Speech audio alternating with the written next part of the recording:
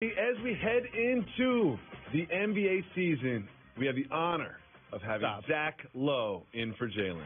Anytime I set foot in this studio, brings back good memories. The honor is all here. It still feels like the Grantland studio, doesn't it? But there's Bill right there. There he is. I mean, Larry Bird's there. It feels the same. We had Bill right here last week, and happy to have you here. Yeah, delivered some bad news. Bad news, Bill. That is Bill.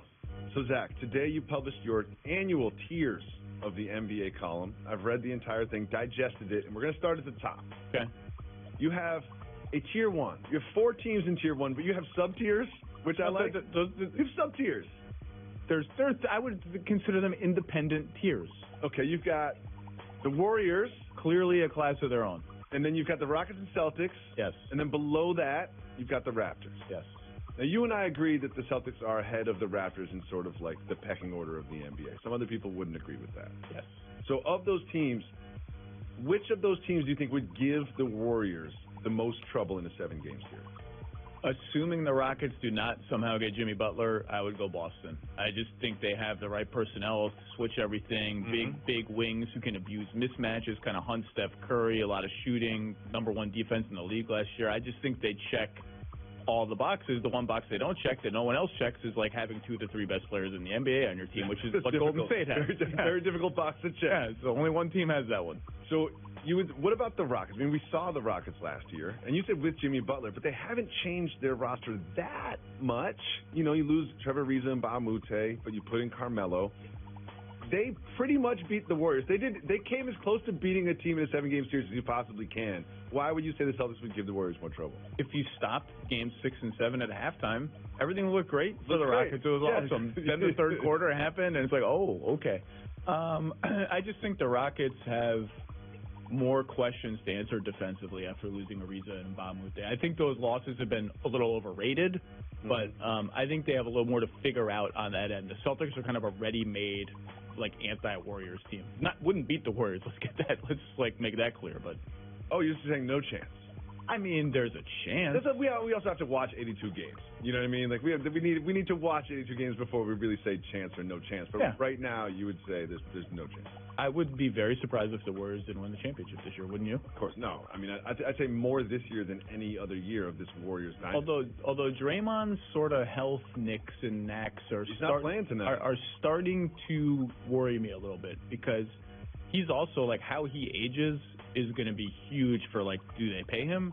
How good are they in 3 years? Because he's always struck me as the kind of guy who, like, if he loses 5% of his athleticism, a lot of what makes him an A player goes away. That's a good point. And there's also the Boogie Cousins question. That one doesn't worry me so much. What do you mean by worry you? That's like, everyone's like, is he going to ruin their team? Is he going to create friction? No, I mean health.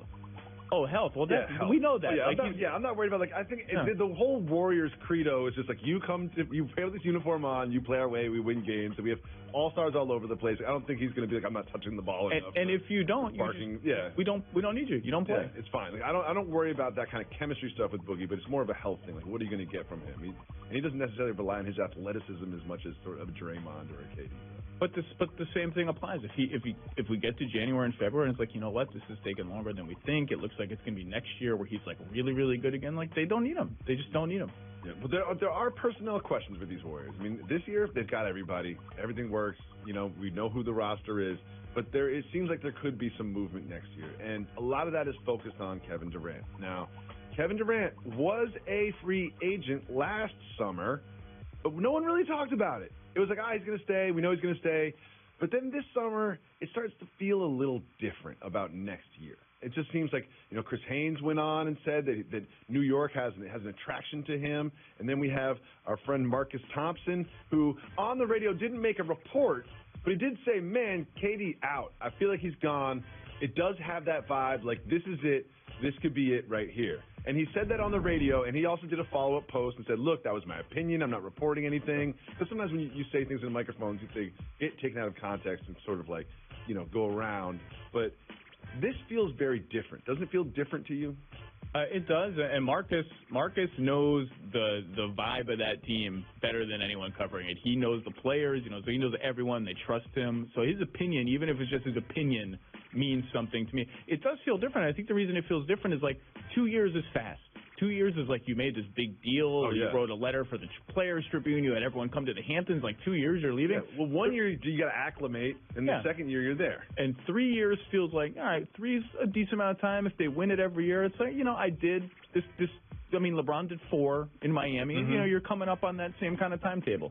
I could totally agree. And I also have a theory that it's much more likely he leaves if they win than if they do not win the championship. Totally agree. If there's unfinished business there and they decide to change the team somehow, but you're one of the guys we want to keep, and now there's a motivation. We have a new arena opening up next season. That's a wild card. The Warriors are really hoping that that's like a carrot that gets him to stay. Oh, yeah. But I agree. If they somehow lost this year, I think that it helps the Warriors. Do you think there could be a scenario in which Draymond Green doesn't stay on the team long term?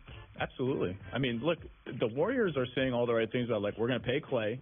Clay's not going to take a discount. He's certainly not going to take a big discount. Okay, we're going to pay Draymond, pay KD, pay Steph. We don't care if our payroll is literally $400 million almost when you factor in the luxury tax, because we print money. We have this new arena. We're doing like our version of personal seat licenses, all this stuff.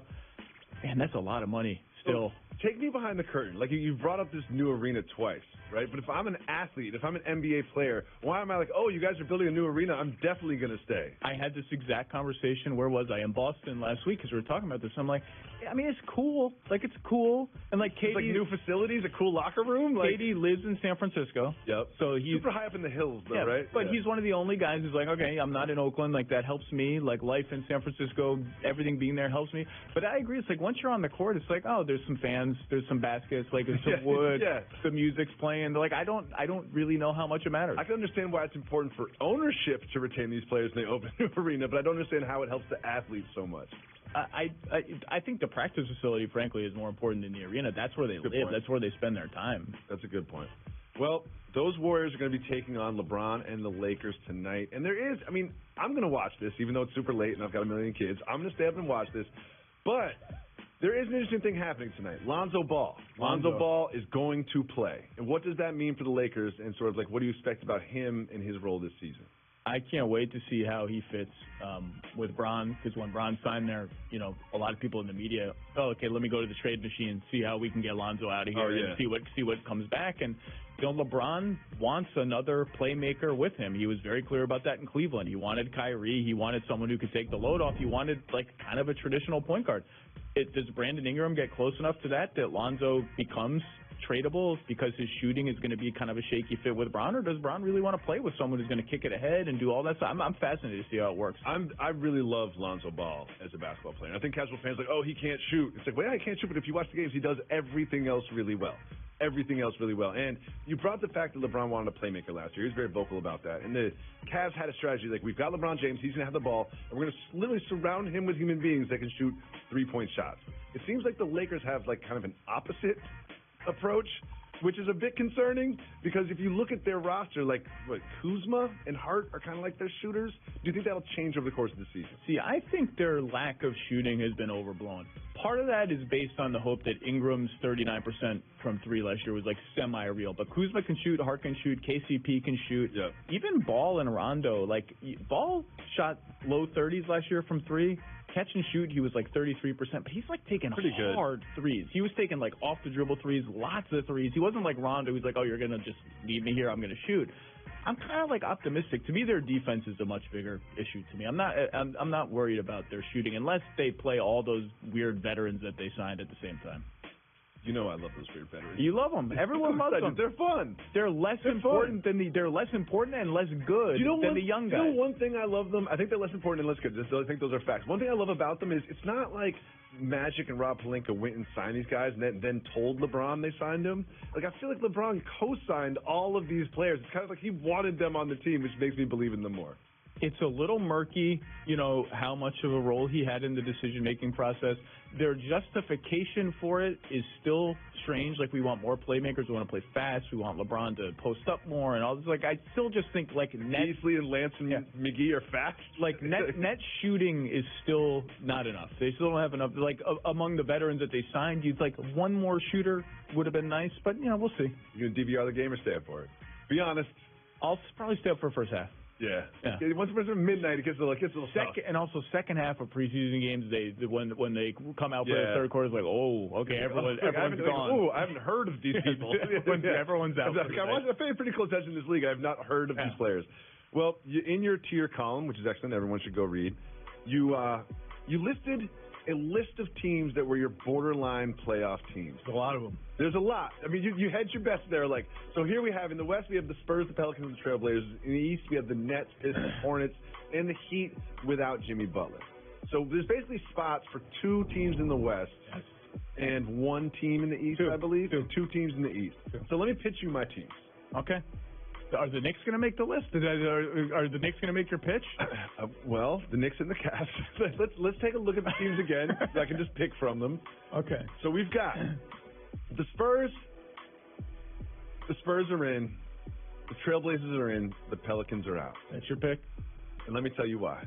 Okay. I really want the Pelicans to be out because I want the Pelicans to lose to trade Anthony Davis out. You're just hating on the small markets. That's what I'm doing. That's what I'm doing. You are trying to get Anthony Davis out. I work in the entertainment business. This is why New Orleans fans hate all of us, because they think we're just trying to get Anthony Davis off their team. I am. I'm unabashedly saying it.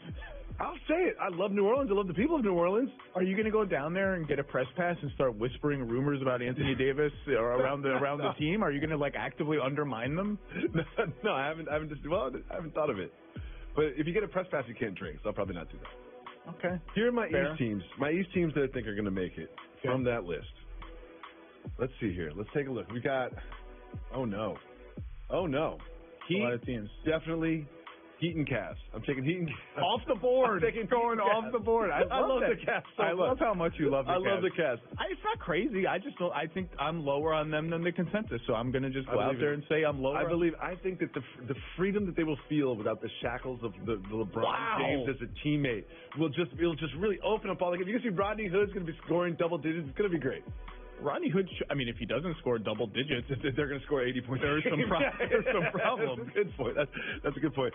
So much fun talking hoops with you. We'll continue to do so right after this. And we finally, I think we're obligated at this point every single day to talk about Jimmy Butler. But there is an update. We'll give it to you after. Yeah.